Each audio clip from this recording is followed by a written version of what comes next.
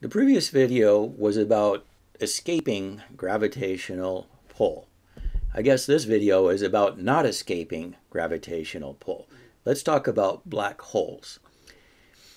So, a black hole, as you, I'm sure, already know, is a concentration of mass that is so tight that the gravitational field, the gravitational pull, when you're close to that mass, is so strong, right? Remember, the force goes as 1 over r squared.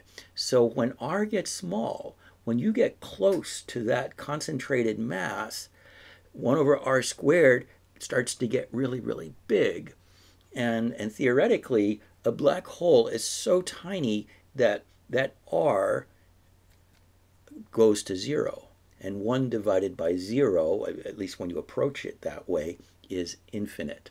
So when you're very close, when you're almost touching the black hole, the force becomes infinite.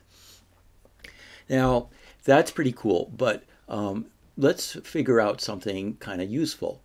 The Schwarzschild radius. I'm not sure if I'm saying that right. I say Schwarzschild radius. And that is the distance from which light cannot escape. Now, in the previous video, we were talking about the rabbit. Could the rabbit escape the sun? But here, it's not a rabbit anymore. It's light.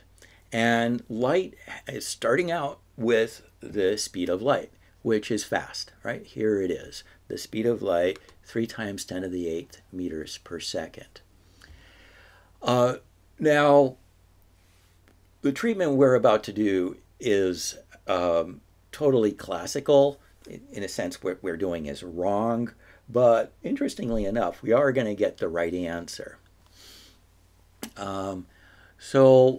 Basically, what you want to do, if you want to do this, maybe you do want to do this, is to you see v is going to be the speed of light right here, and different black holes will have different masses, so you can leave this as a variable. G is something you know, and what we're after is r. So if the escape velocity is bigger than the speed of light, then you're inside the Schwarzschild radius.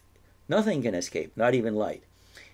If the escape velocity is less than the speed of light, then you're outside of that radius and light can escape. I don't know about you, but at least light will escape.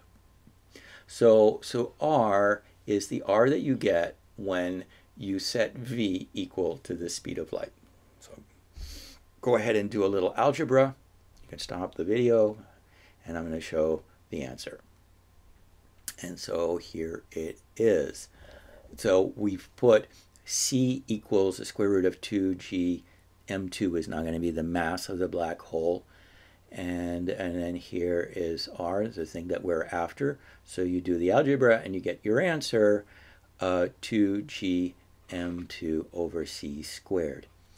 Now, for the mass, the sun is just a little bit too small to become a black hole.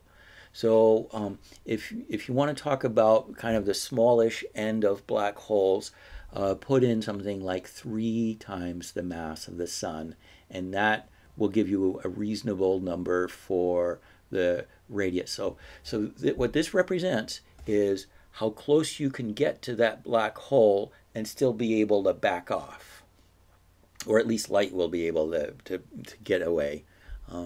If you're closer to the black hole than this distance, then you're doomed. You'll never get out, and light never gets out. Okay, so thank you. That was fun.